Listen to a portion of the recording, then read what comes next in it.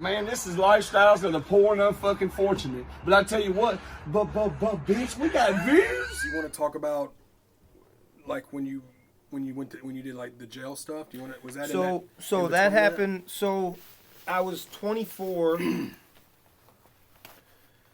I was 24 years old. My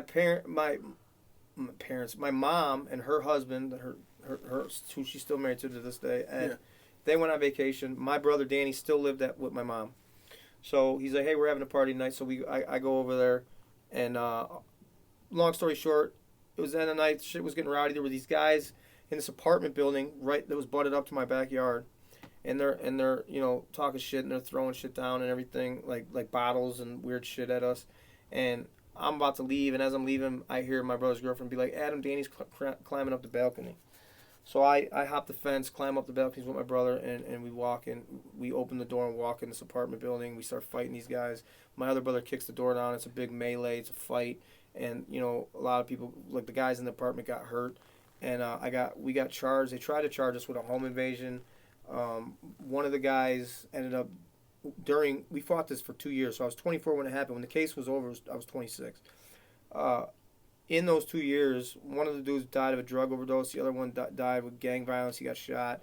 There was only one other guy who was still trying to press charges because he got his orbital broke and like lungs punctured and shit like this. They ended up dropping it down to aggravated battery, great bodily harm. And since we had never had any felonies on our records before, it was just they dropped it down to aggravated battery and great bodily harm, and we got probation. And people were pissed. Yeah. And it might have been because we're white. I've never said that in my life. I've actually never said that in my life. Who knows how it would have been? I'll tell you this though: if we would have been in Cook County, like Chicago area, Cook County, we wouldn't even been in court. It wouldn't even have been. We wouldn't even gotten in trouble. Yeah. But it was in Will County. Yeah. And we ended up getting charged with aggravated battery, great bodily harm, and stuff like that. I was on probation. After 2 years of this fight in this case, I was on probation for 3 months, was in a bar. I had just got stabbed in the arm a week prior, and I felt this pain in my side because there was a fight breaking out. I'm in the middle of a fight. I felt this pain in my side. I'm like, I'm getting fucking stabbed again. My first reaction, I was like, boom. And it was a cop. He was tasing me, and his face, blew up. He hit the ground, and as I turned around and looked, there's like 5 more cops, and I'm like, okay. Yeah. And they beat the dog shit out of me, all the way to jail. And so now I got aggravated battery and great bodily harm on a police officer while I was on probation. And they were like, no. Yeah. I was 26 years old. I fought that case for 2 years, bonded out after about, 4 months, 10 grand. It was a $100,000 bond, so we had to pay 10%, 10 grand. And then I fought that case for 2 years. And I pled out to a 3-year sentence, and I went downstate Jacksonville at 28 years old, right before my 29th birthday, and I did a year and a half. I came home when I was 30. Because you said they give you good time. Yeah, in Illinois. Yeah. So as long as it's not a Class X felony or above, mine was a Class 1, which is right before a Class X. You do basically, if it's a 10-year sentence, you do 5, 5, 2.5, 3, year and a half, same shit. So all that happened. You do a year and a half. You finish that. When you come out, is it flat? Did you flat like when you was in there? Did you flatten your sentence? You didn't come out on probation again or anything? No, I came out on parole. Oh, you did? Yeah. So just for everyone out there, just for some perspective, to people, I've been in and out of jail since the day I could go to jail. Since the day I was legally able to go to jail, I was in and out of jail my whole teenage years and 20s and everything. But to go to prison, a year and a half to most guys that do hard time, 10, 15, 20 years, a year and a half is like nothing. Right. For me to be gone a year and a half, I was like, what the fuck? Like, this is real life. This is real life. Yeah. This is fucked. But looking back on it, prison was probably the best thing that ever happened in my life, Just made me... I worked out every day. I learned things about myself and other people, watching people and things like... you just watch how people move. And And it just made me mentally strong, physically strong, and I came home and I was bound and determined just to work my ass off. And it was a long road, you know what I mean? It was a long fucking road. I mean, I started like in my brother's basement, you know what I mean? I had nowhere else to go.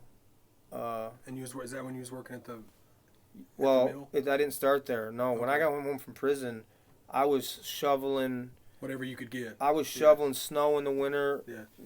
The only dude that could speak English, you know, was a lot of Hispanic guys. I was towing cars.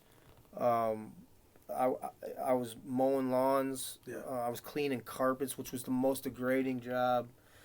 You go into these people's houses and they're like beautiful houses, and you're in there with this steamer cleaning their carpets, and they're looking at it. It's just, I hated that fucking job. Because with you having the record, was it I hard? couldn't get shit, you know.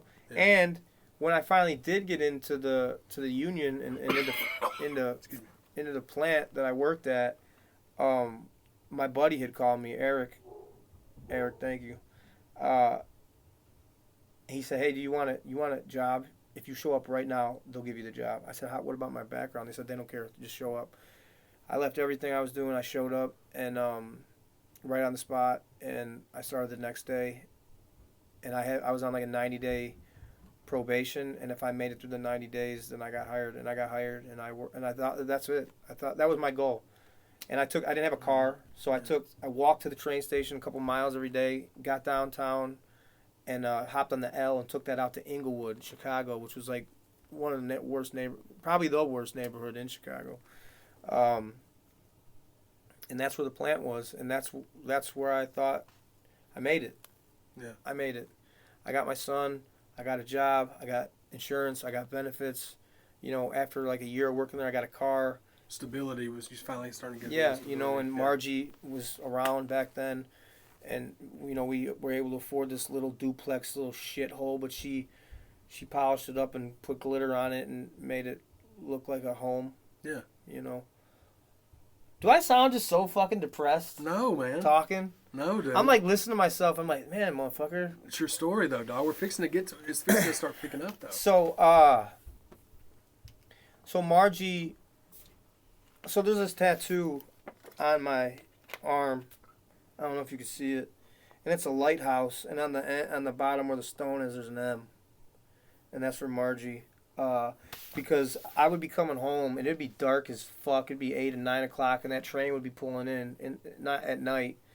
And no matter if it was 5 feet of snow out or raining or whatever the fuck, I'd always see her headlights, and I just felt so taken care of. I was freezing. My clothes were soaked, and I smelled like shit. But Margie was there to take me home. And that's the symbolism of the tattoo. Yeah. The lighthouse and that. Yep. Yeah. That's cool, man. She was there when, I mean, it's going on 8 years. She was there, you know, through all the alcohol and going out and not coming home on the week. I wouldn't even come home. I was a motherfucker, bro. Yeah. I've been searching, I guess, my whole life for something. Yeah. I don't know. Well, it's probably goes back to what you were saying when you was younger, man. It was just like that. It was that void. You know what I'm saying? Like you were talking about that you were, and the chip on your shoulder. And yeah, but you know what's crazy though? Like, you know how many motherfuckers grow up with no dad? That ain't shit. Like, you know what I'm saying? That's like first world problems. Yeah, you know what I mean? Just affects everybody differently, I guess. It didn't. You know what? To be honest with you, I don't. It's like. Okay, cool. You didn't grow up with your dad. Big fucking deal. Get over it, right? All right. Oh, you had it rough. You didn't get everything you wanted when you were little. Get over it. And that's how I am now. Like, motherfucker, you're 42 years old. You can't. There's a time in your life where you got to make a decision. Are you gonna let whatever the fuck how you were like? You're an adult now. Yeah. It's now it's on you, motherfucker. You know what I'm saying? Like, oh, you went without. Yeah, thank you. I'm glad that all that shit happened because it made me not be a fucking pussy. You know what I'm saying? Like,